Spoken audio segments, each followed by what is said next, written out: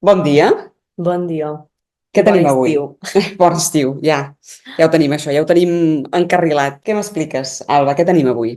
Avui és un podcast una mica especial per a mi perquè parlarem del meu treball de final de grau. Exacte. Avui a l'Entrebalcons, l'Alba Riera ens explica, o ens fa un mini resum del seu treball final de grau. O sigui, ara ja es pot dir que ja has acabat la carrera, estudis literaris, i has fet aquest treball titulat... Um, Ara per recordar-me. Jo no me'n Espera't, recordo. sí, sí. Forma i estil com a crítica política. Forma i estil com a crítica política. Molt bé, el títol és una mica així...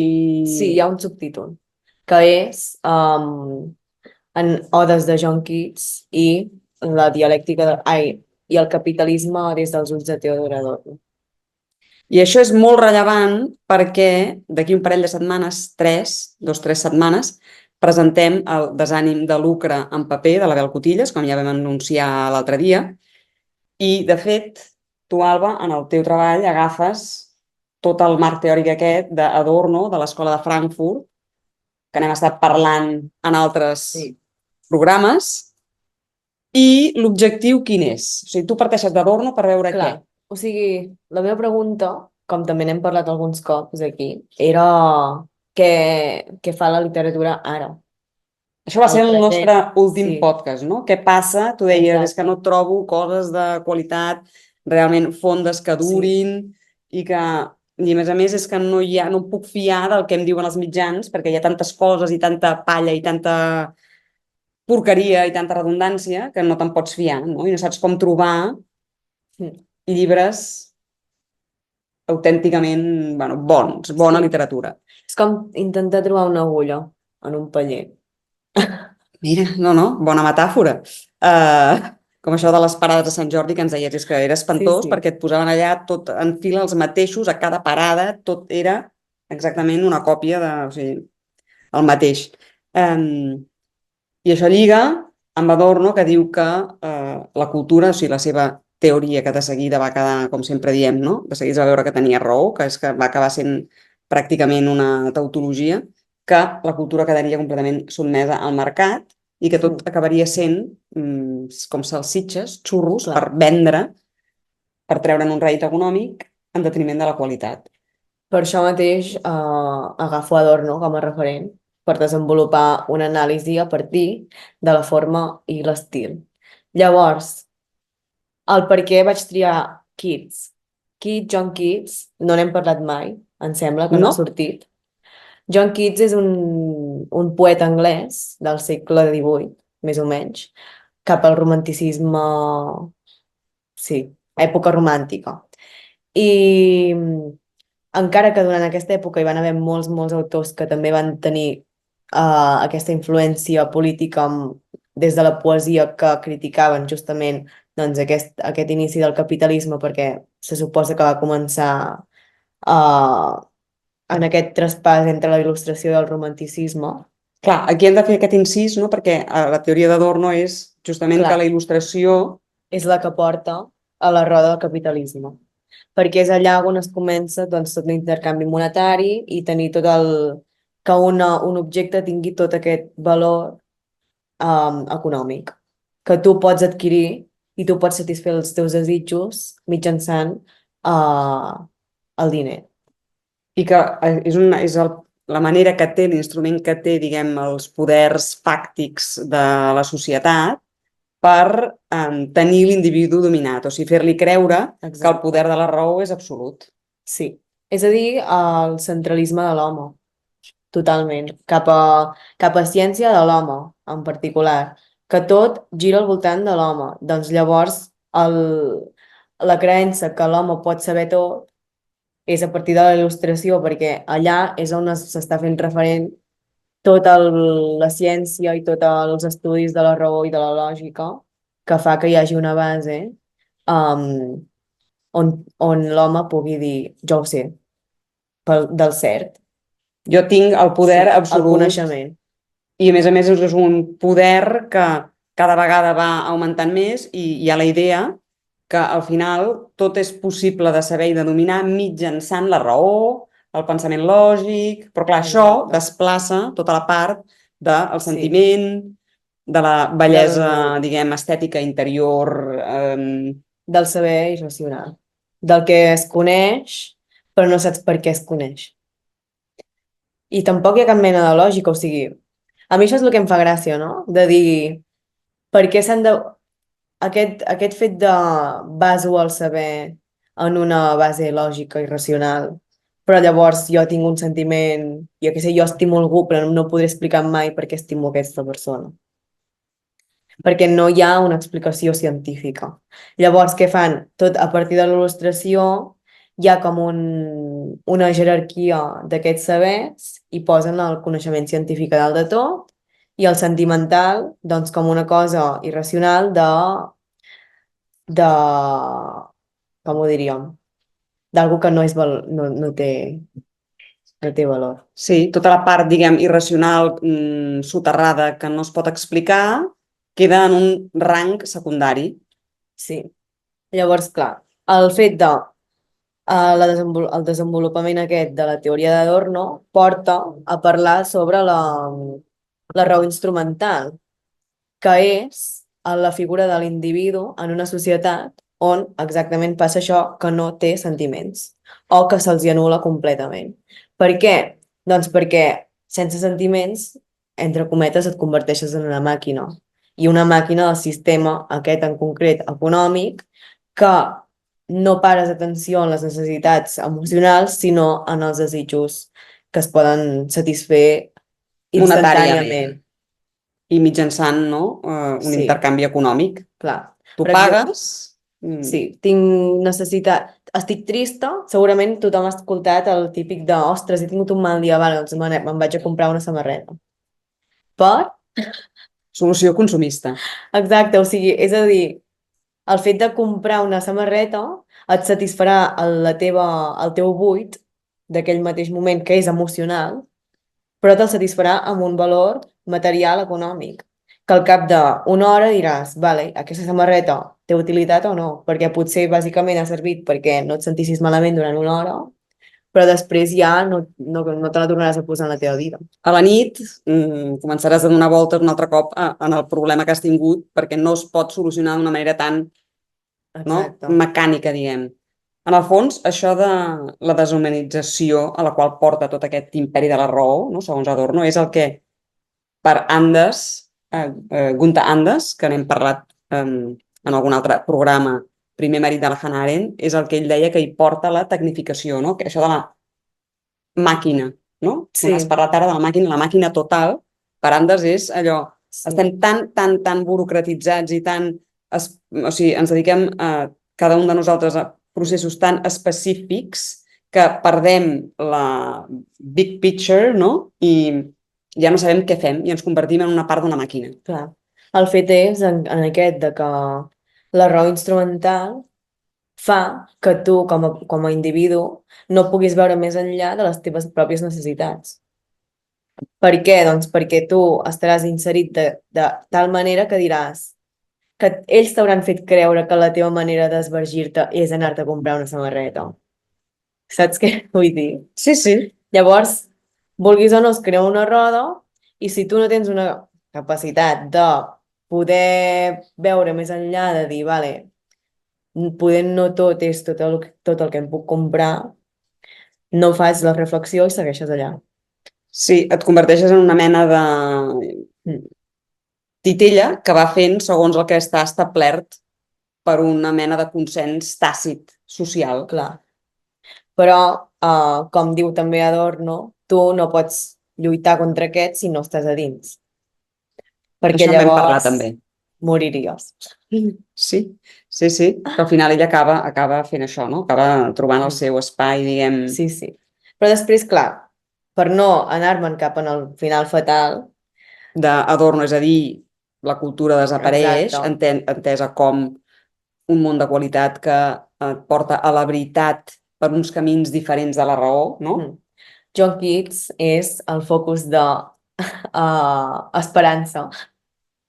Perquè Keats, doncs, com estava explicant abans, és un noi perquè es va morir als 25 anys, bàsicament. O sigui, va tenir una vida molt, molt curta, que era de classe baixa, de classe social baixa, que és molt important perquè en aquella època no era normal que una persona de classe baixa tingués uns estudis, que en aquest cas ell tenia estudis de medicina, que el feia estar dintre d'aquest cercle on es coneixia la ciència racional i lògica, biològica en aquest cas, i a més també sabia llengües llatines, que això també li obria porta a tenir molt més coneixement de la cultura tradicional doncs, d'Europa del sud, bueno, Europa sud central, i també se n'adonés de tota la riquesa que té doncs, l'expressió artística des de la poesia, des de la literatura, i ell doncs, va decidir deixar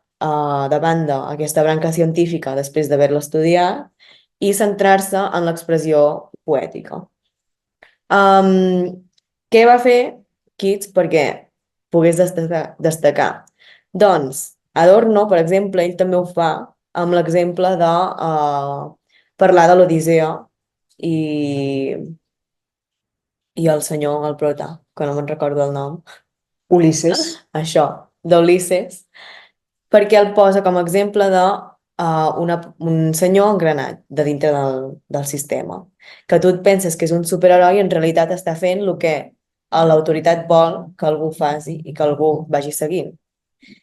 I més tard també farà un exemple amb la protagonista de Juliet, Sat, Marquès de Sat. del Marquès de Sat. En aquest cas utilitzen aquesta dona com a exemple de què passa si tu no segueixes les normes del sistema aquest. Les convencions socials, no? Del que Ulisses segueix, Clar, bàsicament. clar. O sigui, la Juliet és com, en aquest cas, no? Vist des d'aquest punt de vista, el contrapunt d'Ulisses. Sí, perquè posa per davant el plaer.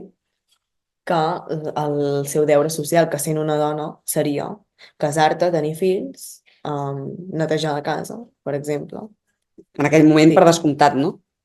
I clar, després, doncs, John Keats el que et fa és explicar aquestes situacions a partir d'una estructura tradicional que seria, en el cas que he estudiat jo, les odes, perquè té altres poemes també, però agafa l'estructura de l'oda tradicional anglesa, que és supermètrica de dir, vale, rima A, B, A, B, C, D, C, D, etc, i et descol·loca amb el so fonètic, les paraules que utilitza i el missatge que dona. Per tant, la temàtica, la forma i l'estil. Digues. I això a què porta? O sigui, que aquesta poesia que tu descrius com a sofisticada, però alhora amb un to serè, o sigui, perquè és elaborada, però no és una cosa, diguem, artificiosa, sinó que està realment molt equilibrat, i utilitza tot això per fer crítica social, no? Una mica per intentar sortir d'aquest sistema del qual ara parlàvem, no? Aquest sistema que et porta a respectar les coses d'una manera, seguint la raó des de la il·lustració. Clar, Keats és un exemple de reacció contra la il·lustració, no? Dins del romanticisme anglès. Llavors, el que passa és que, com que fa servir lo tradicional i ho trenca a partir de la fonètica i de les noves paraules que hi posa, ja està trencant indirectament amb el que coneix la gent sense que ells ho sàpiguen. Per què? M'explico. Quan ells llegeixen l'oda, tu et sents com una oda normal, perquè estructuralment és el mateix. Però després, en termes sonors i visuals, no és gens el mateix, perquè és completament diferent en una oda estàndard. Perquè Keats, com que sabia les llengües llatines, es va adonar que l'anglès quedava curt de l'expressió amb llenguatge. Llavors ell el que fa és adaptar algunes paraules d'aquestes llengües llatines, de llatí, romàniques. Sí, i les adapta. I, per tant, fa ús d'aquests latinismes i els anglesos, com a anglesos de tota la vida, diuen, ostres, i això què és? I clar, obliguen al lector a interpretar un altre cop un altre concepte, una paraula. I obre la reflexió. Perquè no només hi ha una interpretació, sinó que n'hi poden haver moltes. Ell a les odes parla principalment de l'amor, que és el que estàvem parlant abans de a la part que la lògica està intentant apartar. A més, és de classe social baixa, que això es destaca perquè li diuen a Keats com el poeta marxista per excel·lència, I li diuen, diguem, els seus contrincants, que són de classe alta, que serien noms coneguts com Lord Byron, clar, Wordsworth. Lord Byron, Vull dir, aquí Keats era el pringat, no? Ells el Clar. veien com si el menys tenien.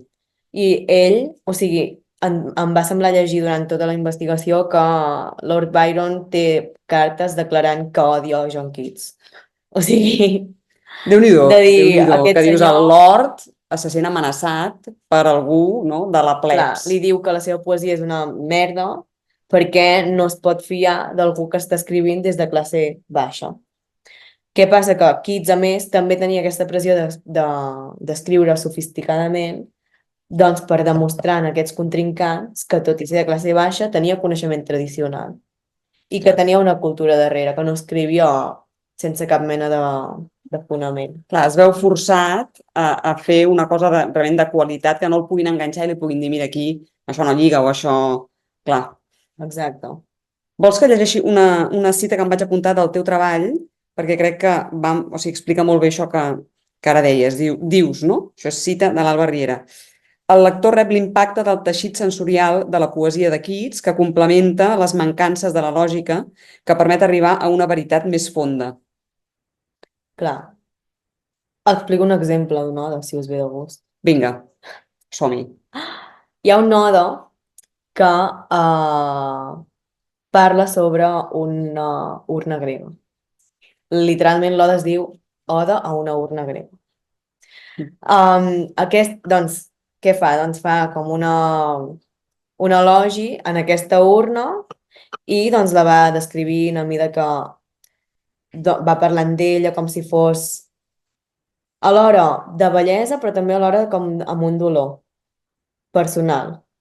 Com, no sé com explicar-ho.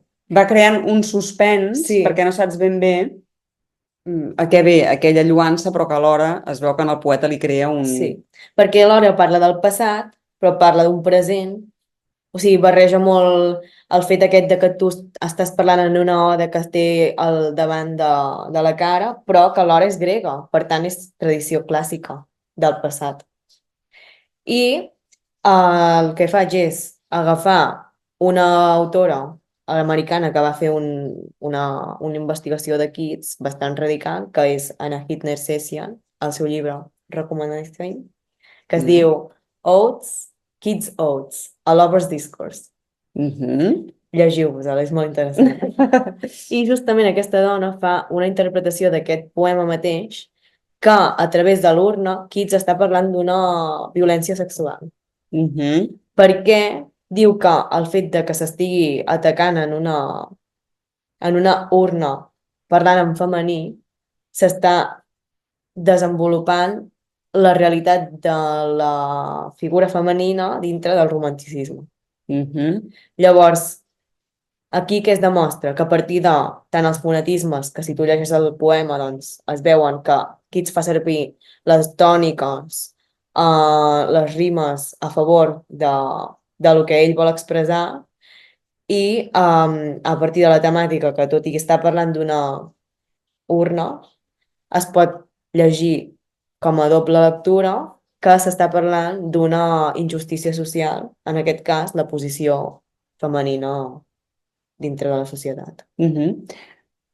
Quan vaig llegir aquest exemple me'n recordo que vaig anar a buscar l'Oda i clar, em va costar veure exactament, o sigui, realment s'identifica l'urna amb una figura femenina, o sigui, explícitament. Jo crec que no. Clar, val. Explícitament no, però no em desquadra que es pugui fer la lectura en aquest cantó femení perquè hi ha altres odes que també s'analitzen després que es posa al centre una figura femenina per desenvolupar la injustícia social. De fet, em sembla que el tema de la figura femenina en Keats és bastant... és important, no? sí. I que fins i tot es va dir que si era homosexual, Keats, no? Hi ha tota una teoria sobre aquesta història. I a nivell polític, a veure, tot és política, però hi ha algun altre exemple en què es vegi com Keats fa servir tot aquest aparat Sí, estètic per anar contra el sistema i per... Que a veure, tot això ja, la manera com ell fa sortir el lector amb aquest impacte, no? Aquests llatinismes, etc. ja en si mateix ja se surt una miqueta de la convenció, no? Però, diguem, de manera més explícita, que estigui fent una crítica... En el sistema, sí. Sí. Hi ha l'Oda a Psique, que és l'última de totes, que jo analitzo, no quasi escrit. No, home, clar. I sí. Aquí l'Ava, de moment ara, som aquí, no?, en qualitat d'analista. Que aquesta Oda parla sobre el mite d'Eros i Psique. No Amor sé i Psique, no? Sí. Fes una mica el resum. És la història, segurament potser també es coneix més com a Cupido. Eros, o amor, o amor, com es digui. Sí. Què li passa? Que aquesta Psique era una princesa. I era una princesa molt bella. I Venus, que era, recordem, la mare d'Amor, se'n fa com molt gelosa d'ell. I un dia li diu a Cupido, és que, clar, com que té tants noms ja no sé com dir. Li diu a Eros o Amor, sí. Sí, li diu a Eros que li tiri una fletxa d'amor, però amb algú superlleig, per vengar-se i dir, vale, així aquesta dona tan guapa no podrà tenir mai ningú tan guapo com ella. Total, que què passa? Que Cupido s'equivoca i tira la fletxa de l'amor i s'enamoren els dos. Què passa? Que tot i que s'hagin enamorat, Eros està condemnat a que Psique no li pugui veure mai la cara quan es trobin. Per tant, tindran trobades passionals, per dir alguna cosa, sense que Psique pugui veure el rostre real de Cupido. Què passa? Que un dia ella doncs, ho explica a les seves germanes, i les germanes els comencen a dir desperta't perquè potser estàs enrotllada amb un monstre i ningú t'ho està dient perquè no has vist la cara, i doncs ella agafa aquesta por de dir, ostres, potser és veritat, i desconfia d'Amor. I una nit agafa una espelma i s'apropa a la cara d'Eros i veu que és un nen petit, però és bellíssim, o sigui, és maquíssim. I diu, vale, ja es tranquil·litza, no sé què, però una gota de cera desperta en el Cupido. I aquest, doncs, se'n va, s'enfada, una rabieta, li comença a cridar, que aquí és on es veuen les característiques d'un nen petit, bàsicament, però la deixa allà, sola. Què passa? Que, com a càstig per la curiositat, que seria en aquest cas un pecat, Venus la castiga i li fa passar un tipus de proves.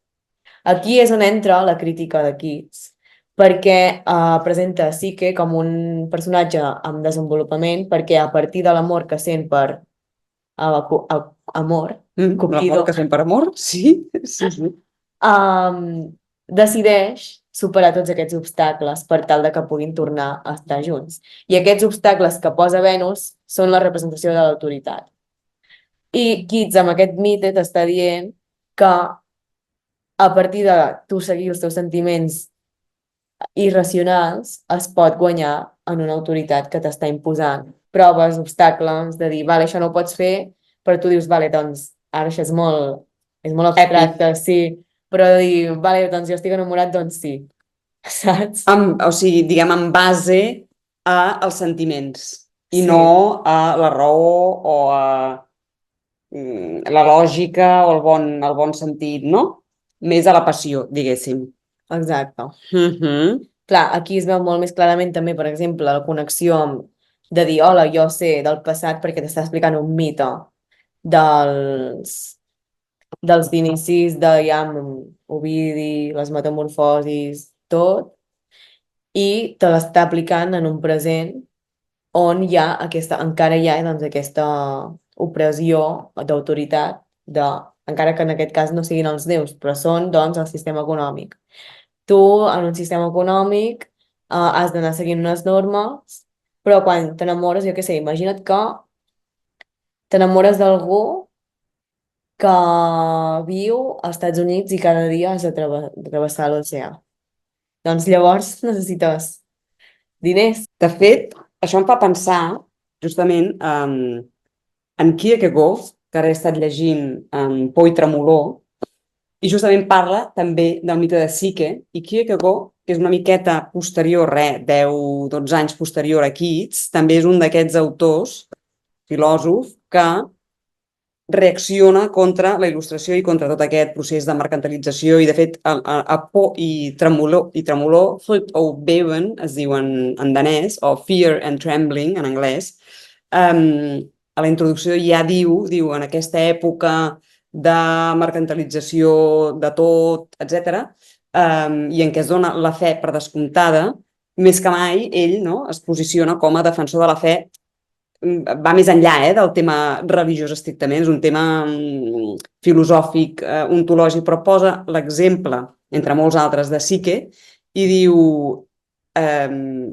Psique es mou justament per una fe, perquè ell descriu el moviment de la fe com un doble moviment, que és que t'adones de com és la vida real, però alhora, un cop t'has adonat d'això i t'has resignat, tornes a fer un moviment cap amunt, que és el de la fe, que dius, en base a l'absurditat del que és la vida real contraposada a l'ideal,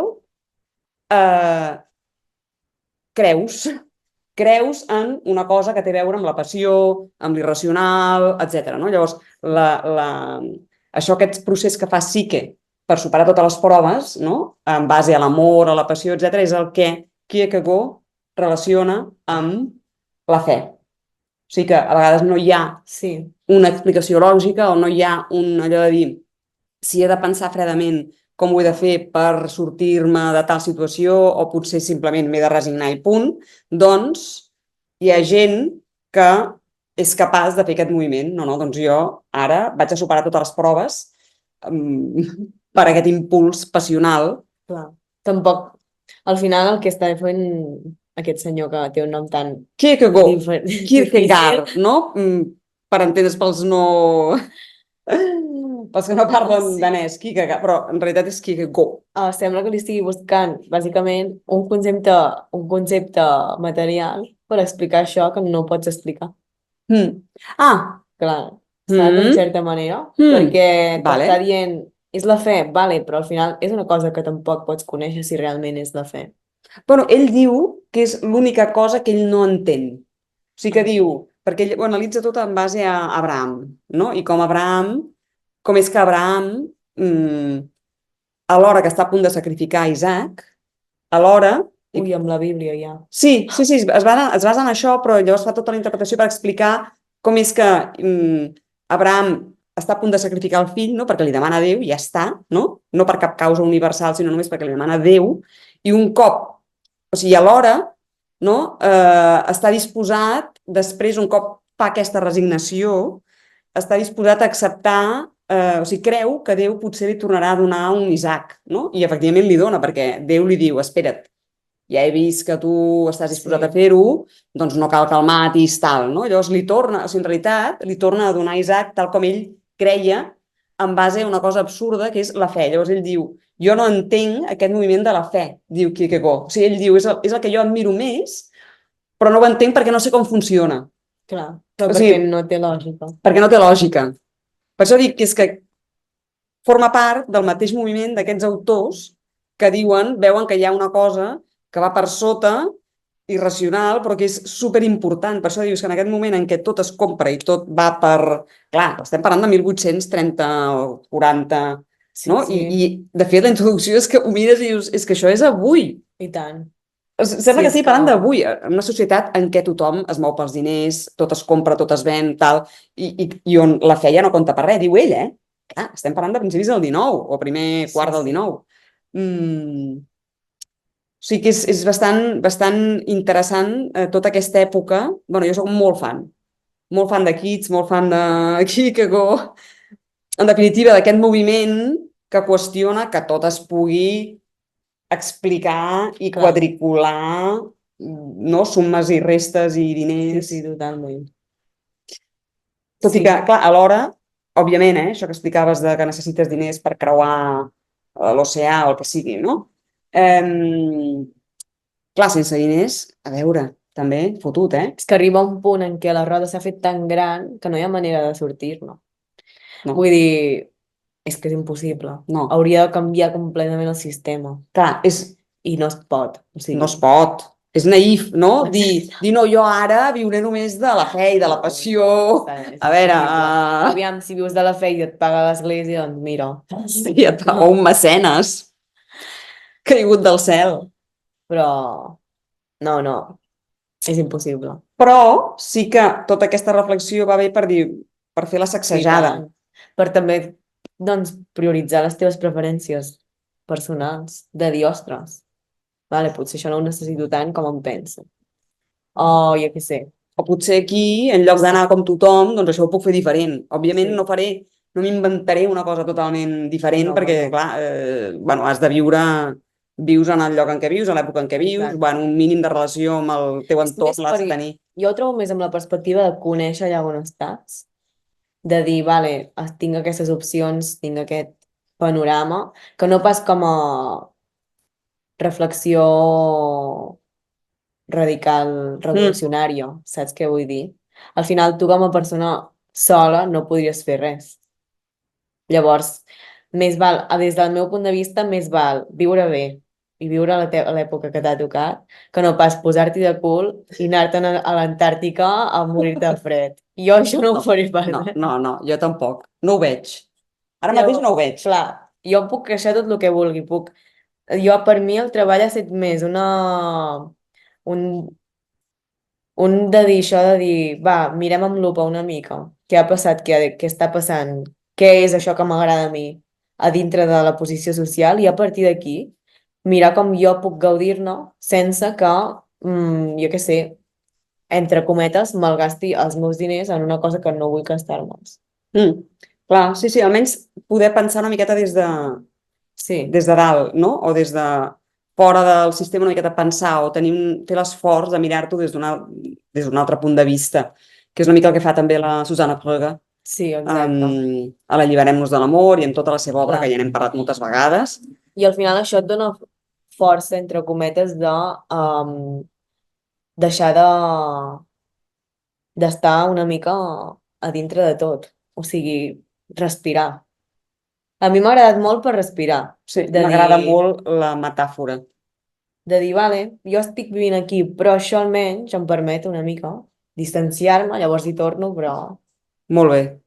El moment aquest com de elevar-te una mica i tornar a entrar, perquè a Sí, veure, clar. clar, un moment o altre has de tornar a entrar, però almenys tens com un poder que no tindries si vas tot el dia com, no? Sí, Llavors, tu creus que aquest treball t'ha servit perquè, clar, al principi, no, quan fa uns quants programes deies és que jo la tesi aquesta d'Adorno, era jo hi difícil. estic totalment d'acord. Sí.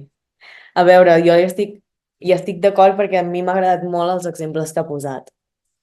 De dir, el desenvolupament de la teoria com a tal, a dintre de la dialèctica, m'ha agradat molt. No estic d'acord en que s'hagi mort tot, però sí que estic d'acord en que s'ha afegit una dificultat a l'hora de fer la tria. De... Jo m'he trobat molts cops que busco una lectura lleugera, però que alhora tampoc perdi qualitat i no puc, perquè o estan enfocades a la comercialització i la història, tot i ser molt guai i tenir, doncs, senzillesa i rapidesa, ja saps que se'n va cap en un final inesperat perquè el lector faci ai i vulgui tornar a llegir una cosa del mateix autor. Sí, que tot està Sí.